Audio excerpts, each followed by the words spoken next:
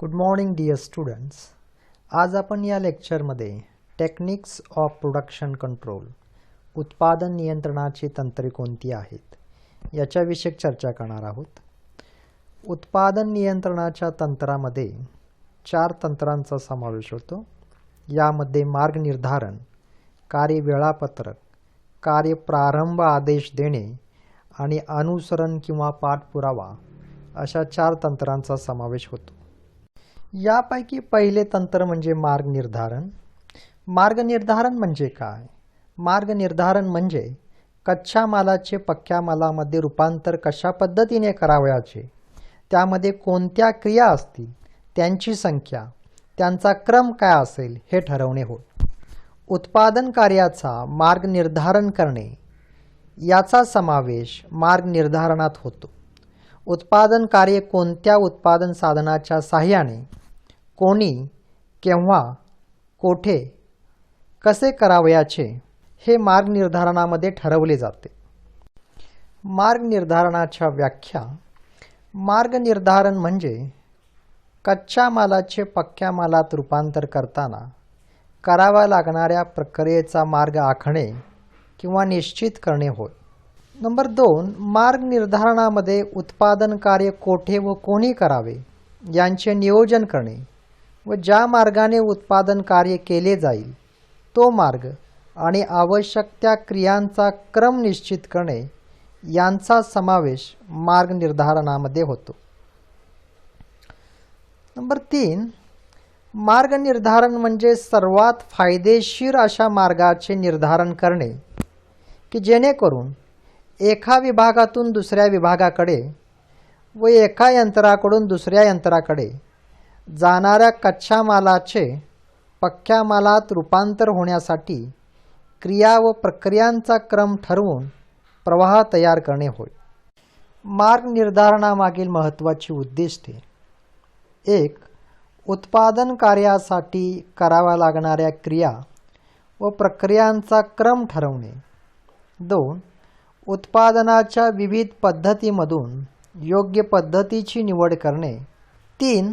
उत्पादन कार्यातील विविध क्रिया व प्रक्रिया करण्यासाठी आवश्यक असणारी उत्पादनाची साधने, उदाहरणार्थ यंत्रे, उपकरणे, हत्यारे उत्पादनाच्या ठिकाणी उपलब्ध आहेत का याची पाहणी करणे. 4. उत्पादन प्रक्रियेतील प्रत्येक क्रिया व उपक्रिया व कोणत्या विभागाने व उपविभागाने करावयाची आणि या क्रिया केव्हा, कशा व किती प्रमाणात कराव्यात हे ठरवणे. 5. उत्पादन कार्यातील प्रक्रियांचा सर्वोत्कृष्ट व सर्वोत्कृष्ट. 5.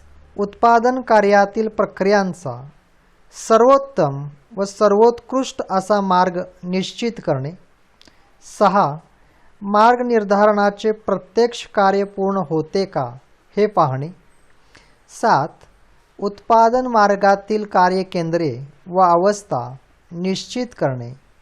आणि 8. उत्पादनाचे प्रमाण निश्चित करणे. मार्ग निर्धारणाची कार्यपद्धती. उत्पादन मार्ग निर्धारण हे उत्पादन नियंत्रणाचे मूलभूत प्राथमिक कार्य आहे. उत्पादनाचा मार्ग विचारपूर्वक व अभ्यासपूर्वक ठरवला पाहिजे. मार्ग निर्धारणाच्या अचूकतेवर उत्पादन प्रवाहाची कार्यक्षमता, सातत्य व वेग अवलंबून असतो. मार्ग निर्धारण करताना अनेक घटक विचारात घ्यावे लागतात. उदाहरणार्थ कच्चा माल, यंत्रे, श्रमशक्ती, क्रिया व उपक्रियांचे स्वरूप, संख्या, उत्पादन स्थळ, यंत्ररचना, इमारत रचना, कार्यस्थिती, वस्तूचा अंतिम दर्जा, परिमाण इत्यादी. मार्ग निर्धारणाच्या कार्यपद्धतीमध्ये पुढील अवस्थांचा क्रमवार समावेश होतो. यामध्ये नंबर 1, वस्तू विश्लेषण. या अवस्थेत सर्वप्रथम उत्पादित करावयाच्या वस्तूचे सखोल व सूक्ष्म विश्लेषण केले जाते. यामध्ये वस्तूचा आकार, प्रकार, स्वरूप, दर्जा, गुणविशेष, सुटे भाग, विविध घटक व त्यांची गुणवैशिष्ट्ये इत्यादी घटकांचे विश्लेषण केले जाते. अंतिम वस्तूसाठी आवश्यक असणाऱ्या सुट्या भागांची निर्मिती स्वतः करावयाची का ते सुटे भाग खरेदी करावयाचे याचाही निर्णय या अवस्थेत घेतला जातो. 2. साधनसामुग्रीचे विश्लेषण. उत्पादन साधनसामुग्रीचे विश्लेषण मार्ग निर्धारणातील प्रमुख कार्य आहे. कच्चा माल, यंत्रे, हत्यारे, उपकरणे, श्रम, भांडवल, सेवा सुविधा, उत्पादन सामग्रीचा दर्जा, प्रकार, प्रमाण, स्वरूप व आकार निश्चित केला जातो. त्याप्रमाणे त्यांची यादी तयार केली जाते व यादीप्रमाणे साधनसामुग्री उत्पादन स्थळी उपलब्ध ठेवण्याची व्यवस्था करावी लागते. 3. उत्पादन क्रिया, त्यांचा क्रम निश्चित करणे. उत्पादनाच्या प्रक्रियेमध्ये कोणकोणत्या क्रिया उपक्रिया करावयाच्या त्यांची संख्या, क्रम व साखळी या अवस्थेमध्ये निश्चित केली जाते. यालाच प्रक्रियासूची किंवा मार्गसूची असे म्हणतात. मार्गसूचीत फक्त आवश्यक क्रिया अंतर्भूत असाव्यात. क्रियासूची म्हणजे उत्पादन कार्यातील क्रियांचा मार्ग दर्शवणारे पत्रक होय. 4. क्रिया समय निश्चित करणे. या अवस्थेत प्रत्येक क्रियेस लागणारा वेळ निश्चित केला जातो. यावरून संपूर्ण उत्पादन प्रक्रियेस किती वेळ लागेल हे निश्चित केले जाते. तसेच प्रत्येक वस्तूच्या उत्पादनाची प्रमाण वेळ निश्चित केली जाते. यामुळे वेळेचा अपव्यय टाळून वेळेचा पुरेपूर व कमाल उपयोग करता येतो. 5. उत्पादन गट प्रमाण ठरवणे. क्रिया समय निश्चितीनंतर उत्पादन गट प्रमाण निश्चित केले जाते. एका वेळी एका गटात किती वस्तूंचे उत्पादन करावयाचे याचा निर्णय घेणे म्हणजे गट प्रमाण ठरवणे होय. उदाहरणार्थ 10 वस्तूंचा गट, 20 वस्तूंचा गट इत्यादी. 6. बाद खराब मालाचे प्रमाण ठरवणे. उत्पादनाची क्रिया करत असताना काही कच्चा माल सामग्री खराब व बाद होत असतात. कच्च्या मालाची हाताळणी वाहतूक करताना काही प्रमाणामध्ये माल वाया जातो. या अवस्थेत उत्पादन प्रक्रियेचे सखोल विश्लेषण करून खराब बाद मालाचे प्रमाण निश्चित केले जाते.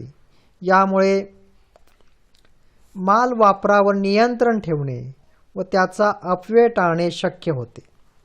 7. उत्पादन खर्चाचा अंदाज करणे. उत्पादन कार्यासाठी सर्वसाधारणपणे एकूण किती खर्च येईल याचा अंदाज या अवस्थेमध्ये केला जातो.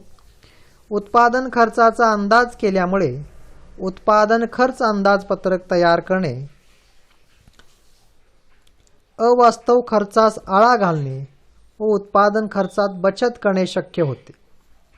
8. उत्पादन नियंत्रणासाठी विविध फॉर्मचा उपयोग करणे.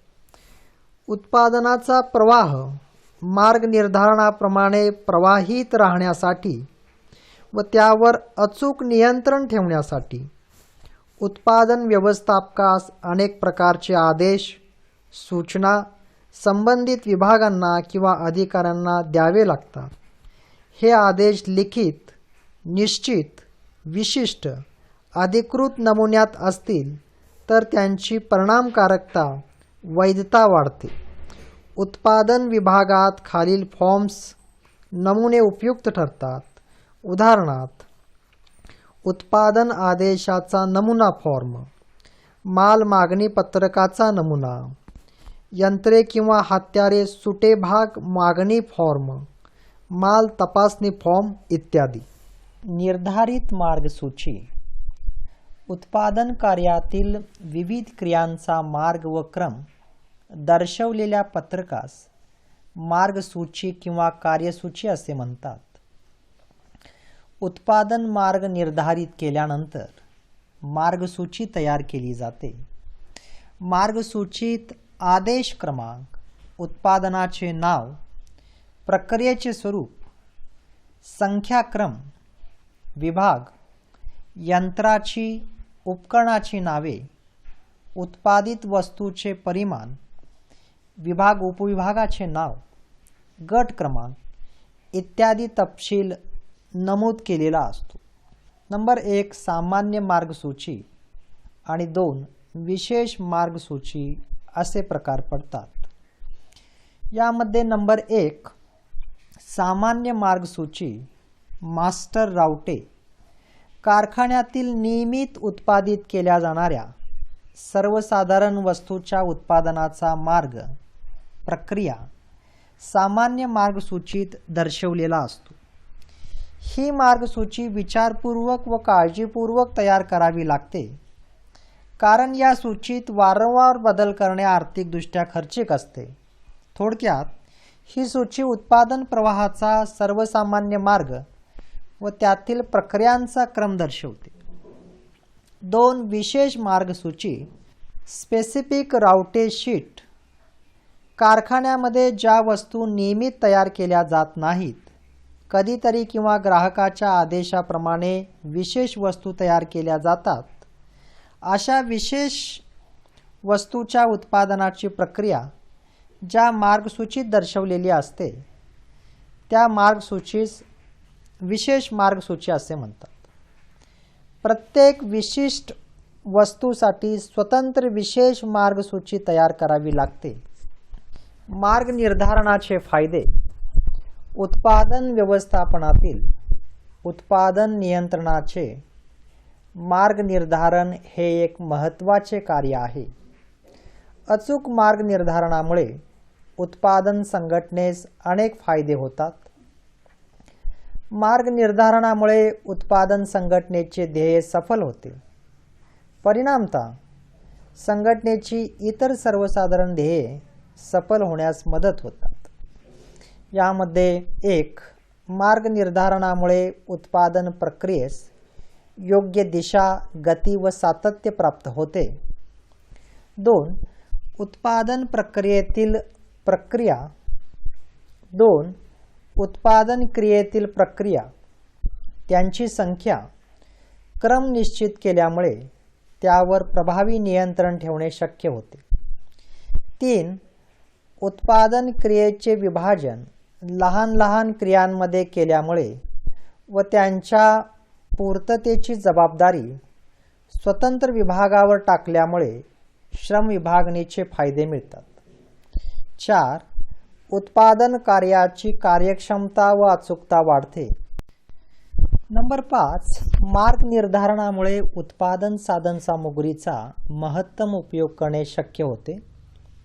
6 उत्पादन क्रियेत शिस्तबद्धता व प्रमाणबद्धता वाढते. 7 उत्पादन वेळेचा अपव्यय टाळून कमी वेळेत उत्पादन कार्य पूर्ण करता येते.